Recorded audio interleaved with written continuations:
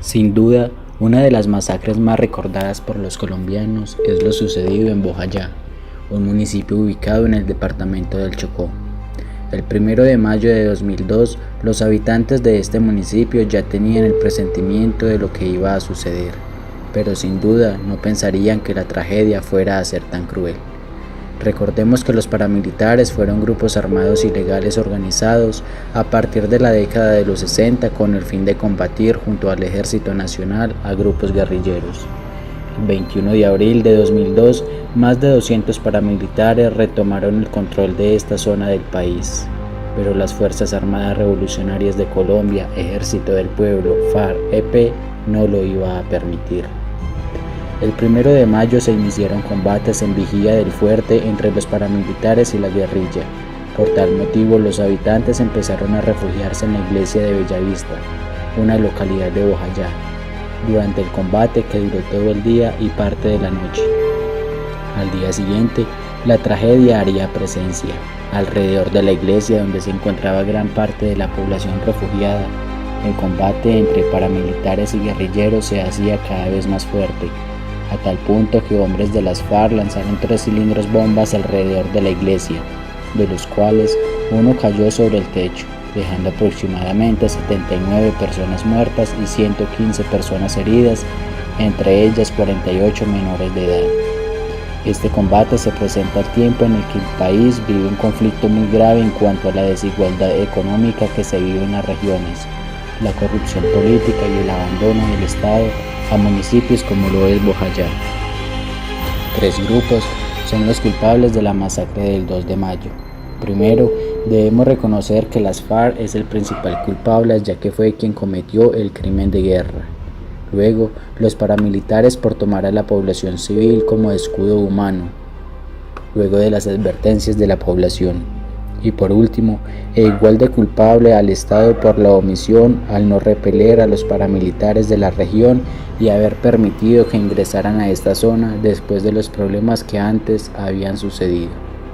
Tras este hecho, más de 5.000 personas, entre niños, jóvenes y adultos, fueron desplazados de su territorio, y hoy, después de 16 años, no se formulan las garantías suficientes para que haya reparación a las víctimas. Todos los gobiernos de turno son cada vez más ajenos a las circunstancias tan verosímiles ocurridas en este municipio, al igual que muchos más donde ocurren este tipo de combates.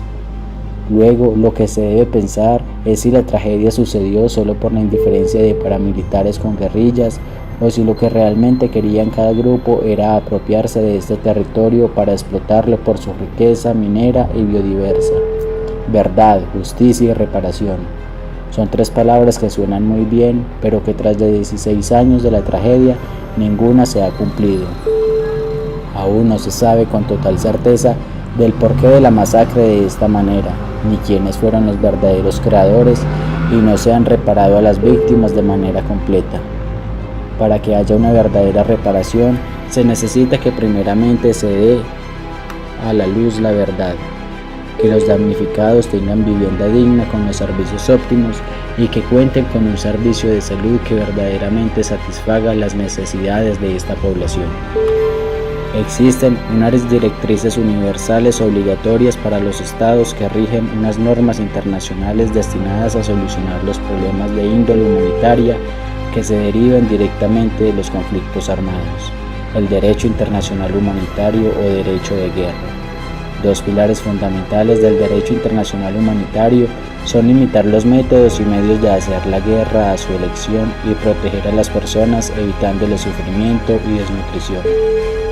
Aquí es donde debemos conectar la importancia de conocer el derecho internacional humanitario con lo sucedido aquel 2 de mayo en Bojayá, además de conocer y dar importancia después de tantos años a los mecanismos de protección de los derechos humanos.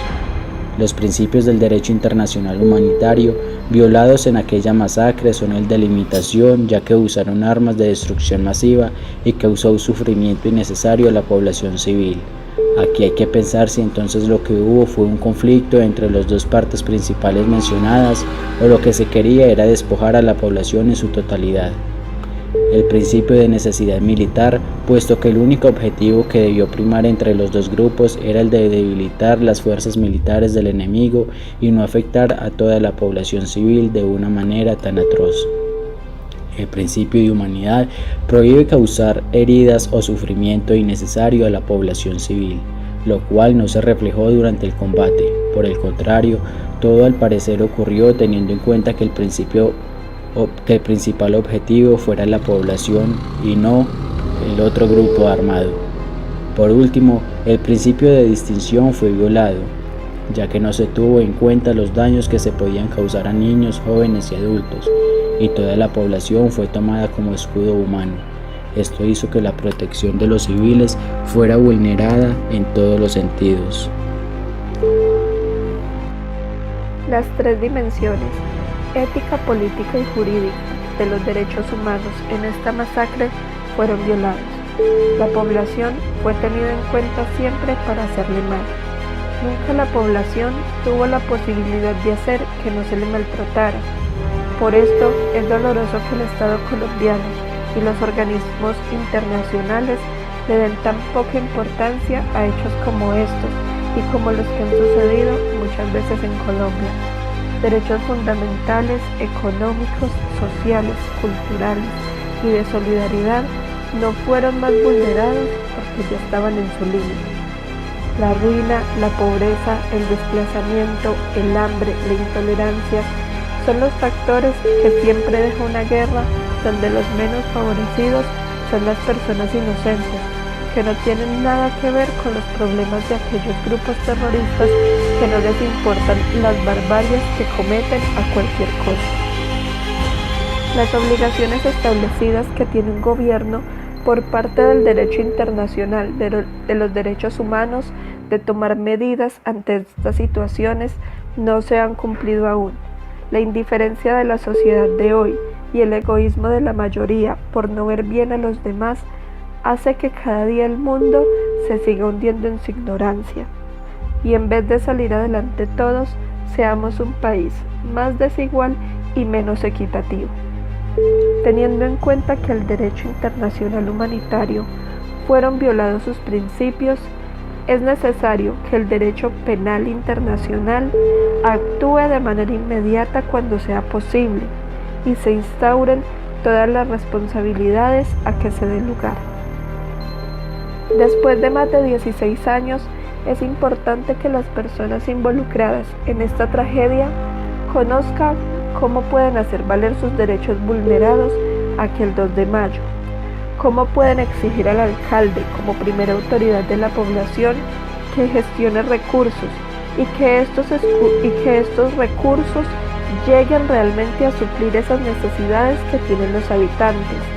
¿Cómo pueden hacer cumplir el derecho a la reconstrucción plena de sus espacios públicos, a tener un ambiente sano, a la defensa de la seguridad, a una vivienda digna, a buena salud, a una paz eficaz y duradera, a través de procesos tales como el derecho de petición, la acción de tutela, la acción popular y la acción de grupo, entre los más importantes que cabe mencionar?